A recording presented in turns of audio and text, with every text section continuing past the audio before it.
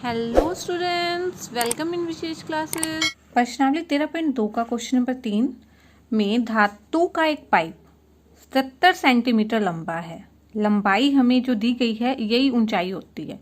ठीक है, ये जो पाइप है इसकी जो लंबाई दी गई है वही इसकी ऊंचाई है। तो ऊंचाई हमें दी गई है 70 सेंटीमीटर की। जो भी पाइप है वो बेलनाकार आकार का होता है, तो बेलन की ऊंचाई हमें 70 सेंटीमीटर दी गई है। इसके एक अनुप्रस्थ काट का आंतरिक व्यास 4 सेंटीमीटर है और बाहरी व्यास 4.4 सेंटीमीटर है।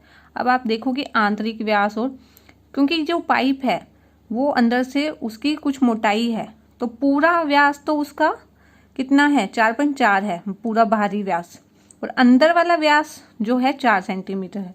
इसको आप इस तरह से देखो, जैसे ये एक रुई का ये पाइप हो मान लो। ठीक है, ये पाइप है, तो ये जो बाहरी व्यास है इसका पूरा व्यास, एक तो इसका पूरा व्यास दिया गया है 4.4, ये पूरा व्यास तो 4.4 है, और आंतरिक व्यास अगर ये इतनी मोटाई का हो और आंतरिक व्यास कितना दिया है 4 सेंटीमीटर। ठीक है, इसको अगर हम एक चित्र के माध्यम से समझें तो जो चित्र मैंने बनाया है इसका, जैसे ये पाइप है, देखो पाइप यहाँ पूरा व्यास जो बाहरी पूरा व्यास जो बाहर से दिख रहा है उसका व्यास 4.4 है। ठीक है, और अंदर का व्यास कितना दिया गया है, अंदर का व्यास यहाँ से यहाँ तक का कितना दिया गया है, यहाँ से यहाँ तक का दिया है व्यास 4 सेंटीमीटर, और यहाँ से पूरा अगर बाहर का कहें तो ये दिया हुआ है 4.4 सेंटीमीटर। ठीक है, ये अंदर वाला व्यास हो जाएगा क्योंकि इसकी कुछ मोटाई है, क्योंकि अभी तक जो हम बेलन कर रहे थे उनकी मोटाई नहीं थी, इसकी मोटाई है। ठीक है, और पाइप की लंबाई जो है इसको हम बेलन की ऊंचाई भी मान सकते हैं, ये 70 सेंटीमीटर दिया गया है। ठीक है, अब क्वेश्चन में हमें आगे बोला गया है ज्ञात कीजिए आंतरिक वक्र पृष्ठीय क्षेत्रफल, हमें ज्ञात करना है आंतरिक वक्र पृष्ठीय क्षेत्रफल। अनुप्रस्थ काट का आंतरिक व्यास हमें 4 सेंटीमीटर दिया गया है, क्योंकि हमें सबसे पहले आंतरिक वक्र पृष्ठीय क्षेत्रफल निकालना है। ठीक है, अब इसमें तुम्हें खुद समझना पड़ेगा कि जो पाइप है वो बेलन है, तो बेलन का फॉर्मूला लगता है इसमें। बेलन का वक्र पृष्ठीय क्षेत्रफल का फॉर्मूला 2πr/h होता है। ठीक है, व्यास हमें 4 सेंटीमीटर हो तो त्रिज्या जो है व्यास से आधी होती है, यानी 4/2 सेंटीमीटर, 2 सेंटीमीटर त्रिज्या आ जाएगी। 2π 22/7 लेंगे हम r2, और ऊंचाई हमें 77 दी है। 7 एक कम 7, 7 से 11 पे कैंसिल हो जाएगा। अब हम इन्हें गुना कर लेंगे, 22 दूनी 44, 44 दूनी 88, 88 को 11 से गुना करेंगे तो आ जाएगा 968 सेंटीमीटर में क्वेश्चन चल रहा है, तो सेंटीमीटर का स्क्वायर। कभी भी किसी भी चीज़ का क्षेत्रफल होगा तो सेंटीमीटर स्क्वायर लगेगा। अगर सेंटीमीटर में क्वेश्चन दिया, अगर मीटर में दिया गया है तो मीटर स्क्वायर लग जाएगा। ठीक है, अब सेकंड पार्ट में क्या पूछा है हमें, बेलन के बाहरी जो है ये बाहरी वक्र पृष्ठीय क्षेत्रफल। ठीक है, तो पाइप की लंबाई 70 सेंटीमीटर ही है और बाहरी व्यास 4.4 दिया गया है, तो त्रिज्या आ जाएगी 4.4 को 2 से भाग कर लेंगे, 2 एकम 2, 2 दूनी 4, 2 दूनी 4। ठीक है, इसको भाग करने पे 2.2 सेंटीमीटर त्रिज्या आ जाएगी। और बेलन का बाहरी वक्र पृष्ठीय क्षेत्रफल, जब भारी हो जाए आंतरिक, फॉर्मूला तो 2πr/h रहता है। 2π की जगह हम रखेंगे 22/7, r इसमें r 2.2 है, h 70 ही है, 7 से इसको कैंसिल करेंगे 11। ठीक है, अब इन्हें गुना कर लेते हैं हम, 11 दूनी 22, देखो 2 को 11 से गुना करेंगे 22, 22 को 22 से, 22 का स्क्वायर हमें पता है 484 होता है, 484 को 2.2 से हमें गुना करनी है, तो हम यहाँ साइड में रफ में कर लेते हैं। 4 दूनी 8, 8 दूनी 16, 4 दूनी 8 और 1 9, 968, 8 8 6 14, 9 1 10, 6 16, ये आ गया है। ठीक है, और पॉइंट के बाद क्योंकि एक अक्षर है तो यहाँ भी पॉइंट के बाद एक अक्षर लग जाएगा, और साथ में हम लगा देंगे सेंटीमीटर स्क्वायर। थर्ड पार्ट में हम जैसे कि देख रहे हैं हमें क्या निकालना है, धातु की पाइप का कुल पृष्ठीय क्षेत्रफल निकालना है। थर्ड पार्ट में हमें जो धातु की पाइप है उसका कुल पृष्ठीय क्षेत्रफल निकालना है। मान लो धातु की पाइप की जैसे मैंने शेप बनाई है, क्योंकि मैंने आंतरिक भाग ऐसे दिखाया है, बाहरी वक्र पृष्ठीय क्षेत्रफल ये हरे रंग से दिखाया है, ठीक है। और पाइप के दोनों सिरों का क्षेत्रफल भी आ जाएगा, पाइप के दोनों सिरों। लेकिन दोनों सिरों में एक तो ये वाला पार्ट है, एक ये पार्ट है, उसमें ये पार्ट सम्मिलित नहीं है। तो हम ये देखो, अगर हमें सिर्फ वृत्त का क्षेत्रफल निकालना होता तब तो हम फॉर्मूला कौन सा लगा देते हैं, पाई आर स्क्वायर होता है वृत्त के क्षेत्रफल का। लेकिन यहाँ पर देखो ये इस तरह का सरफेस बन रहा है, अगर हम इसको ऊपर की तरफ से देखें, ठीक है। तो हमें ये जो ये वाला पार्ट है इसको निकालना है, और इसका फॉर्मूला क्या होता है, इसको जो वृत्ताकार वलय बोला जाता है। गणित की भाषा में इस तरह की शेप को वृत्ताकार वलय बोला जाता है, और हमें वृत्ताकार वलय का क्षेत्रफल निकालना है। देखो कुल पृष्ठीय क्षेत्रफल में धातु के जो पाइप का कुल पृष्ठीय क्षेत्रफल में एक तो आंतरिक वक्र पृष्ठीय क्षेत्रफल आ जाएगा जो अंदर का है, अंदर की तरफ से जो पाइप है ये जो है ये हमने फर्स्ट पार्ट में निकाल लिया है। और बाहरी वक्र पृष्ठीय क्षेत्रफल में हम ये वाला पार्ट का जो सरफेस है वो निकाल चुके हैं। मान लो देखो जैसे ये है, यहाँ से आपको पता चल रहा है अंदर का और बाहर का अलग अलग है ना, ठीक है ना। अंदर का ये वाली शेप इतनी है और बाहर की ये, तो हमने बाहरी वक्र पृष्ठीय क्षेत्रफल का मतलब है हमने ये वाला सरफेस हमने निकाल दिया है और अंदर का भी इसी तरह से निकाल चुके हैं। अब हमें ये वाला शेप जो यहाँ पे देखो रेड को छोड़ के बाकी ये ब्लैक में दिख रहा है, इस तरह की चीज़ हमने ऐसे बनाई है, ये कैसे निकालेंगे, ठीक है। फिर लास्ट में हम इन सबको जोड़ देंगे। तो वृत्ताकार वलय का आप फार्मूला याद भी कर सकते हैं, और ये ड्राइव कैसे होता है, ये बनता कैसे है, ये भी मैं आपको बता देती हूँ। वृत्ताकार वलय का क्षेत्रफल होता है pi capital R square minus R square, ठीक है। इसको आप समझो कि ये कैसे बनता है, कि ये देखो बड़ा वृत्त है, बड़े वृत्त का अगर त्रिज्या हम कैपिटल आर से लें, जो बड़ा वृत्त है उसकी त्रिज्या कैपिटल आर है, तो उसका जो क्षेत्रफल है वो पाई आर स्क्वायर बन जाएगा, ठीक है। बड़े वृत्त का क्षेत्रफल। ऐसे ही छोटे वृत्त का क्षेत्रफल, जिसकी त्रिज्या छोटा आर हो तो पाई आर स्क्वायर। तो यहाँ पर पूरे पाई आर स्क्वायर यानी बड़े वृत्त के क्षेत्रफल में से हम ये छोटे वाला घटा देंगे तो ये पोर्शन बच जाएगा, ठीक है। फिर ये वाला पोर्शन बच जाएगा, तो इसको निकालने के लिए हम क्या करेंगे, पाई आर स्क्वायर माइनस पाई छोटा आर स्क्वायर, पाई कॉमन आ जाएगा और यहाँ से ये फॉर्मूला बन जाएगा। लेकिन आप ये देखते हैं कि इस तरह की जो शेप है ये ऊपर भी बनती है नीचे भी, तो ऐसे हमारे दो वृत्ताकार वलय हैं। पाइप के दोनों सिरों का क्षेत्रफल किसके बराबर है, दो वृत्ताकार वलय के क्षेत्रफल, तो 2 और आ जाएगा साथ में। 2 क्यों आया, क्योंकि एक ऊपर है एक नीचे है, तो दोनों का हमें क्षेत्रफल निकालना है। अब बस इसमें वैल्यू पुट करनी है, 2 पाई 22/7, आर कितना दिया हुआ है इसमें 2.2 निकाल लिया था हमने, और छोटा आर 2, ठीक है।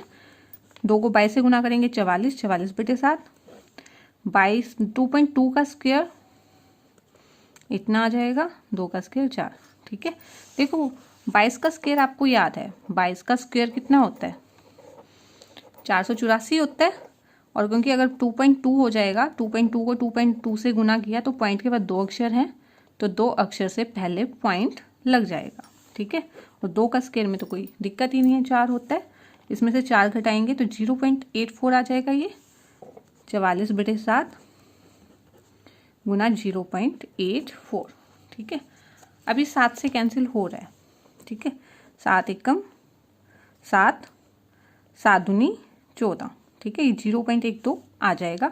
अब 44 को 12 से गुना कर लेते हैं, फिर पॉइंट लगा देंगे हम लोग, ठीक है। 44 को 12 से गुना कर देंगे तो 12 चौके 48, 12 चौके 48, 8 4 12, 528 आ गया ये, और पॉइंट के बाद 2 अक्षर हैं तो 5.28। तो 2 वृत्ताकार वलय का क्षेत्रफल हमने अलग से निकाल लिया, ठीक है। और दो वृत्ताकार वलय का क्षेत्रफल और पाइप के दोनों सिरों का क्षेत्रफल एक ही बात है। तो अब कुल पृष्ठीय क्षेत्रफल हम लिख लेंगे लास्ट में। वैसे तो हमने पहले बता दिया, धातु के पाइप का कुल पृष्ठीय क्षेत्रफल आंतरिक वक्र पृष्ठीय क्षेत्रफल जमा बाहरी वक्र पृष्ठीय क्षेत्रफल प्लस पाइप के दोनों सिरों का क्षेत्रफल, जो हमने यहाँ निकाल लिया है। ठीक है, आंतरिक वक्र पृष्ठीय क्षेत्रफल हमारा कितना आ गया था, अगर हम यहाँ से इसको 1 डिनोट कर दें तो 1 में हम वैल्यू पुट कर देंगे धातु के पाइप का कुल पृष्ठीय क्षेत्रफल। ये सब कुछ हमें रफ में ही बताना है, ये हमें दिखाने की जरूरत नहीं है, ये डायग्राम हम बना देंगे। ठीक है, धातु के पाइप का कुल पृष्ठीय क्षेत्रफल में जो आंतरिक वक्र पृष्ठीय क्षेत्रफल है वो आपका कितना आ गया था, 968 आ गया था पहले पार्ट में, और बाहरी वक्र पृष्ठीय क्षेत्रफल 1064.8 आ गया था, और ये जो हमने निकाल लिया है दोनों वृत्ताकार का, ये 5.28 आ गया। ठीक है, अब इन तीनों को जोड़ देंगे। तो इनको जोड़ने के लिए देखो 968 1064.8 ऐसे जोड़ेंगे और 5.28। अब इन सबको जोड़ लो, 8 8 और 2 10, 1 8 1 9 9 4 13, 13 और 5 18, 1 6 6 12 और 1 13, 9 और 1 10, ये आ गया है 2038.08।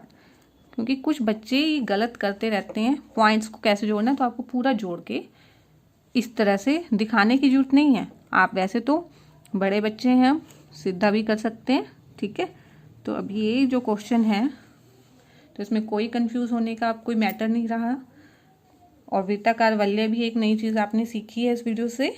ठीक है, और इसको अच्छे से रिवाइज करना है। क्वेश्चन नंबर 4, एक रोलर का व्यास 84 सेंटीमीटर है।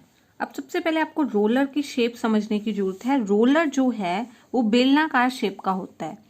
रोलर होता क्या है, रोलर जो है खेतों को समतल या सड़क बनाने में यूज होने वाला है, एक ड्रम की शेप का होता है, वो होता है रोलर। रोलर से आपको समझ जाना चाहिए बेलन है, और उसका व्यास दिया गया है, तो बेलन का व्यास दिया गया है। व्यास हो तो त्रिज्या हम निकाल लेंगे इसका आधा करके, और बेलन की हमें लंबाई भी दी गई है। ठीक है, त्रिज्या भी मिल जाएगी, लंबाई भी। एक खेल के मैदान को एक बार समतल करने के लिए 500 चक्कर लगाने पड़ते हैं रोलर को। ठीक है, एक खेल के मैदान को समतल कर रहा है ये। खेल के मैदान का मीटर स्क्वायर में क्षेत्रफल ज्ञात कीजिए। अब आप ये समझ लो, अगर मान लो ये रोलर है और ये खेल के मैदान को ऐसे समतल कर रहा है ऐसे ऐसे करके, तो ये ऐसे चक्कर, ठीक है, एक चक्कर तो इसका ऐसे लग गया, एक चक्कर 2, तो ऐसे खेल के मैदान के लिए उसको 500 चक्कर लगाने पड़ रहे हैं। ठीक है, तो इसके लिए वक्र पृष्ठीय क्षेत्रफल की जरूरत पड़ी ना। अभी देखो, अभी आगे आगे आपकी एक्सरसाइज में आयतन भी आएगा, तो आपको ये समझने की जरूरत है कि वक्र की जरूरत पड़ी, क्योंकि इसको समतल कर रहा है तो वक्र पृष्ठीय क्षेत्रफल इसका यूज हो रहा है। क्योंकि देखो इसकी और इसकी जरूरत नहीं आ रही, तो कुल पृष्ठीय क्षेत्रफल का यूज नहीं हो रहा, यहाँ पर सिर्फ यूज हो रहा है वक्र पृष्ठीय क्षेत्रफल। ठीक है, अब हमें रोलर का व्यास पता है 84 सेंटीमीटर, तो त्रिज्या हम निकाल लेंगे। त्रिज्या इसका आधा हो जाएगा, 84 को 2 से भाग करके देख लेंगे, 2 चौके 8, 2 दूनी 4, 42 सेंटीमीटर त्रिज्या आ जाएगी। लंबाई भी हमें रोलर की दी गई है 120 सेंटीमीटर, वो h हो जाएगा। ठीक है, h कितनी आ गई है, 120 सेंटीमीटर। रोलर का वक्र पृष्ठीय क्षेत्रफल फॉर्मूला होता है 2 पाई RH। 2 पाई कितना लेना है, 22/7, R 42 है और H है 120। ठीक है, 7 जो है 42 कट रहा है, 7 एकम 7, 7 छिके 42। अब हम इन सबको गुना कर लेंगे। ठीक है, 12 छिके 72, ठीक है, 12 छिके 72, पीछे 0 लग गई, ऐसे 22 दूनी 44 करने पर 31,680 आ जाएगा। ठीक है, ये आप गुना कर लोगे, 31,680 सेंटीमीटर स्क्वायर बन गया है। अब क्योंकि हमें मीटर स्क्वायर में क्षेत्रफल निकालना है, हमें बोलना है खेल के मैदान का मीटर स्क्वायर में क्षेत्रफल बनाना है, तो हम इसको मीटर में बनाएंगे। मीटर में क्या से बनाना है, देखो सेंटीमीटर को मीटर में बनाने के लिए हम किससे भाग करते हैं, 100 से करते हैं। ठीक है, 1 सेंटीमीटर 1/100 मीटर के बराबर होता है। ठीक है, लेकिन यहाँ सेंटीमीटर का स्क्वायर है, सेंटीमीटर स्क्वायर है तो हमें 1/100 गुना 1/100 यानी 2 बार 100 से भाग करना है, 2 बार 100 से भाग करना है। 0 से 0 कैंसिल हो जाएगी। 1 के पीछे देखो 1 2 3 0 हैं तो 3 अक्षर से पहले पॉइंट लग जाएगा, यानी बन जाएगा 3.168। ये बन गया मीटर स्क्वायर। सेंटीमीटर स्क्वायर से मीटर स्क्वायर में बनाने के लिए हमें क्या करना पड़ा, जो सेंटीमीटर स्क्वायर आया था उसको 100 2 बार लेंगे, क्योंकि सेंटीमीटर का स्क्वायर है तो मीटर का स्क्वायर बनाना है, इसलिए 2 बार 100 से भाग करेंगे। ठीक है, इतना आ जाएगा। अब रोलर द्वारा एक चक्कर में समतल किया गया क्षेत्रफल है ये 3.168। तो 500 चक्कर से समतल हो रहा है क्षेत्रफल, तो 500 को गुना कर लेंगे 3.168 से। 2 0 हैं तो 2 0 पीछे आ जाएंगी। ठीक है, ऐसे जब भी गुना करते हैं किसी भी अक्षर के पीछे 0 होती हैं, वो वैसे ही लिख लो। 5 से इसकी गुना कर लो, 5 8 40, 4 5 के 30, 30 और 4 34, 3 आ जाएगा, 5 एकम 5 और 3 8, 5 दिए 15। ठीक है, पॉइंट के बाद 3 अक्षर है, 3 अक्षर 1 2 3 से काउंट करके हम क्या कर लेंगे, पॉइंट लगा देंगे। ये बन गया 1584 मीटर स्क्वायर। तो यही क्या बन जाएगा, खेत का क्षेत्रफल। ठीक है, तो स्टेटमेंट को एक बार फिर से पढ़ लो ताकि आपको अब पूरी तरह से समझ में आ जाए। एक रोलर का व्यास और लंबाई दी गई थी। एक खेल के मैदान को एक बार समतल करने के लिए 500 चक्कर लगाने पड़ते हैं। ठीक है, तो 500 बार चक्कर लगाने पर जो आ जाएगा वो खेल के मैदान का क्षेत्रफल हो जाएगा। खेल के मैदान का, मैंने खेत लिख दिया ना, यहाँ पर खेल के मैदान का क्षेत्रफल 1584 सेंटीमीटर स्क्वायर। जितना भी वक्र पृष्ठ क्षेत्रफल आया था, क्योंकि 500 चक्कर लगाने थे, 500 से गुना किया और वही क्या आ जाएगा, खेल के मैदान का क्षेत्रफल। नंबर 5 में किसी बेलनाकार स्तंभ का व्यास 50 सेंटीमीटर है और ऊंचाई 3.5 मीटर है। तो बेलनाकार तो यहाँ पे बताया ही गया है कि बेलन का व्यास दिया गया है और ऊंचाई 3.5 मीटर। 12.5 रुपये प्रति मीटर स्क्वायर की दर से इस स्तंभ के वक्र पृष्ठ पर पेंट कराने का व्यय ज्ञात कीजिए। तो सबसे पहले हम वक्र पृष्ठ निकाल लेंगे, क्योंकि स्तंभ के वक्र पृष्ठ पर पेंट करवाना है। 1 मीटर स्क्वायर पर खर्च आ रहा है 12.5 रुपये, और हम देखेंगे वक्र पृष्ठ क्षेत्रफल जितना आएगा तो उतने को 12.5 से गुना कर लेंगे, तो पूरे स्तंभ के वक्र पृष्ठ का पेंट का व्यय आ जाएगा। तो सबसे पहले हमें स्तंभ का व्यास, ये है बेलनाकार स्तंभ और इसका व्यास हमें दिया है 50 सेंटीमीटर। ठीक है, तो त्रिज्या कितनी आ जाएगी, इससे आधी 25 सेंटीमीटर। व्यास से आधी होती है त्रिज्या आ जाएगी 25 सेंटीमीटर। लेकिन क्वेश्चन क्योंकि देखो आधा मीटर में है और मीटर स्क्वायर पे पेंट करवाने का खर्चा है, तो इसको हम मीटर बनाएंगे। मीटर बनाने के लिए हम 100 से डिवाइड कर देंगे। ठीक है, तो ये बन गया मीटर। किसी भी चीज़ में सेंटीमीटर को मीटर बनाने के लिए हम 100 से भाग कर देते हैं। ठीक है, 25 एकम 25, 25 चौके 100, तो ये बन गया 1/4 मीटर। ठीक है, त्रिज्या कितनी आ गई इसकी, 1/4 मीटर, और ऊंचाई हमें दी हुई है 3.5 मीटर। अब स्तंभ का वक्र पृष्ठ क्षेत्रफल का फॉर्मूला, स्तंभ क्योंकि बेलनाकार दिया गया है तो 2 पाई RH हो जाएगा, 2 पाई 22/7, R 1/4 और H है 3.5।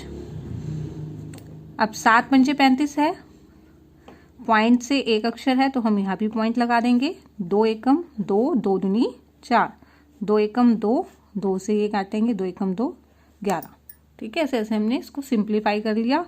11 को 5 से गुना करेंगे 55, क्योंकि पॉइंट के बाद एक अक्षर है तो एक अक्षर से पहले पॉइंट लग जाएगा। 5.5 मीटर स्क्वायर स्तंभ का वक्र पृष्ठ क्षेत्रफल आ गया है। और 1 मीटर स्क्वायर पर पेंट कराने का व्यय कितना है, 12.50 रुपये, और ये आ रहा है 5.5।